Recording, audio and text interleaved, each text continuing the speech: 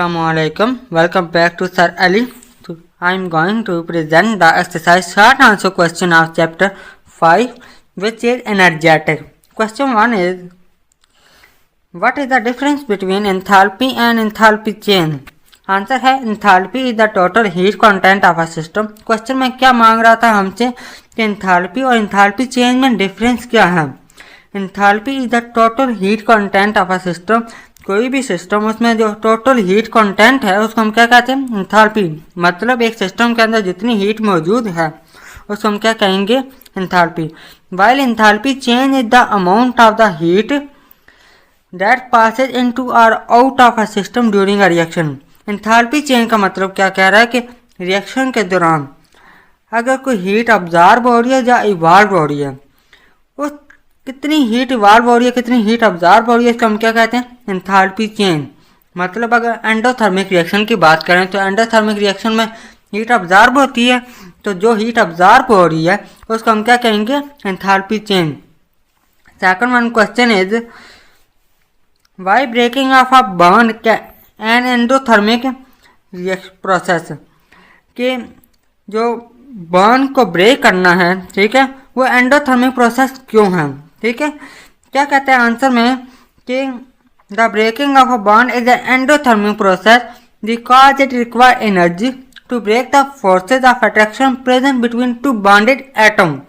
क्या मतलब कि एंडोथर्मिक प्रोसेस, एक बॉन्ड की ब्रेकिंग जो वो एंडोथर्मिक प्रोसेस है. ऐसा क्यों होता है, क्योंकि जो एटम के दरमियान, ठीक है, जो बॉन्डेड एटम है उनके दरमियान जो बॉन्ड बना हुआ था उसको तोड़ने के लिए, ठीक है, उस फोर्स ऑफ अट्रैक्शन को कम करने के लिए, तोड़ने के लिए हमें एनर्जी रिक्वायर्ड होती है. ठीक है, इसको मैं एक सिंपल एग्जांपल से समझा देता हूँ कि एक स्टिक लें, ठीक है, स्टिक को तोड़ने के लिए जो कैंडिडेट है वो क्या करता है, स्टिक को तोड़ता है तो उसके लिए जोर लगाना पड़ेगा. इसका मतलब एनर्जी रिक्वायर्ड है.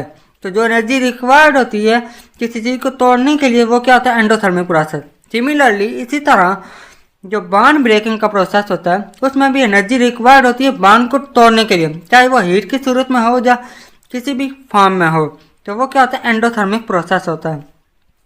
Third one question is, depict the transition state for forming reaction. Depict the transition state for forming reaction H2 + Cl2 arrow 2HCl. अब जहाँ पर क्या कह रहा है कि जो इक्वेशन हमारे पास दी गई है, एक रिएक्शन है, उसका ट्रांजिशन स्टेट हमने क्या करना है, डिमोन्स्ट्रेट करना है. ठीक है, अब क्या होता है कि जहाँ पर H2 है, ठीक है, इसको कैसे लिखते हैं हम, H ये बॉन्ड होता है H के साथ. इसी तरह जो Cl2 है, ठीक है, वो क्या होता है, Cl ओपन स्ट्रक्चर की फॉर्म होता है. ठीक है, जब ये दोनों रिएक्ट करते हैं तो ये दोनों क्या करते हैं, ऑपोजिट करीब आते हैं. ठीक है, एक दूसरे के करीब आते हैं. जब ये एक दूसरे के करीब आते हैं ना, तो ये वाला बॉन्ड क्या करता है, टूटना शुरू हो जाता है और H और Cl के दरमियान बॉन्ड बनना शुरू हो जाता है.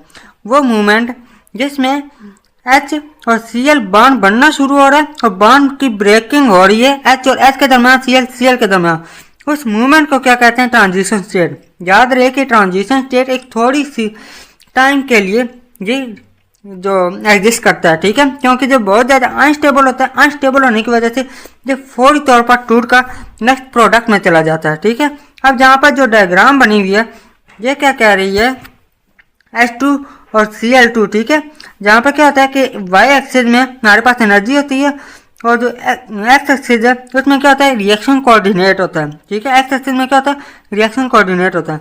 अब जहाँ पर देखें कि H2 + Cl2 की जो हमारे पास रिएक्टेंट की अमाउंट है, ठीक है, जो क्या होती है, स्लो होती है. उसकी एनर्जी स्लो होने की वजह से तो क्या करता है, रिएक्शन प्रोसीड करता है तो अनस्टेबल होता है. जितना ज़्यादा अनस्टेबल होगा उतनी ही उसकी एनर्जी ज़्यादा होती है. एनर्जी ज़्यादा होने की वजह से जो रिएक्शन होते हैं, रिएक्टेंट होते हैं, वो क्या करते हैं, फर्दर आगे रिएक्ट करते हैं. ठीक है, अब जब एक स्टेट आती है, ये वाली जो ट्रांजिशन स्टेट बन जाती है, ठीक है, ये वाला जो स्ट्रक्चर बन जाता है वो जहाँ पर बनता होता है. ठीक है, इसको हम क्या कहते हैं, ट्रांजिशन स्टेट. ये पीक पर होता है.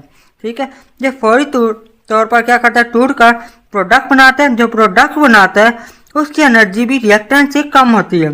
तभी तो रिएक्टेंट जो होते हैं वो क्या करते हैं, टूट कर या जोड़कर वो क्या करते हैं, प्रोडक्ट बना रहे होते हैं और ज़्यादा स्टेबल होने के लिए. ठीक है, आगे क्वेश्चन है, last question, what is the role of glycogen in our body? हमारी बॉडी में ग्लाइकोजन का रोल क्या है? ठीक है, role of glycogen, the glycogen is the primary storage form of glucose.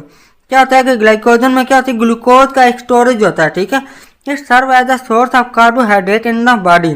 Glycogen का रोल क्या होता है कि हमें हमारी जो बॉडी होती है उसको एनर्जी प्रोवाइड करता है। ठीक है, मतलब कि जो बॉडी होती है उसको क्या चाहिए होती है, एनर्जी चाहिए होती है, वो किसी भी फॉर्म में हो सकती है। अब जहाँ पर जो ग्लाइकोजन है वो क्या करता है, कार्बोहाइड्रेट का सोर्स है। ठीक है, हमें बॉडी को कार्बोहाइड्रेट प्रोवाइड करता है। It serve as the energy reservoir, मतलब एनर्जी हमारी बॉडी को क्या कर रहा होता है, प्रोवाइड कर रहा होता है।